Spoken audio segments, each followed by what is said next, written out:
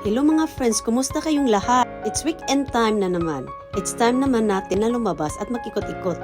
May isa na naman akong lugar na pinuntahan. Yun palang tinuturo ko, yun ang pupuntahan natin. Tara na!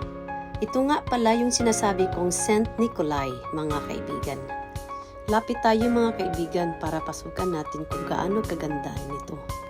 Kita niyo mga kaibigan, kumatok ako bago ako pumasok para mag-wish. Pagpasok ko nga pala kaibigan, open siya. Ginawa na lang ito na tourist attraction. Ang story nga pala nito mga kaibigan, originally, itong chapel nito ay gawa ng wood at tinapos noong 1195 at pinalitan ito ng bricks, itong church na ito in 14th century. Yun nga pala mga kaibigan ang counter para bumili ng ticket at makaakyat sa taas. At yan pala ang elevator para makaakyat kayo sa taas at makita ninyo kung gaano kaganda. Alam ba ninyo mga kaibigan, nasira pala ito sa sunog noong 1842 at ginawa uli noong 1874.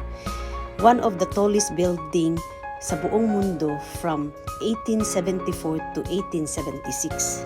Ang taas nga pala nito mga kaibigan is 147.3 meters po.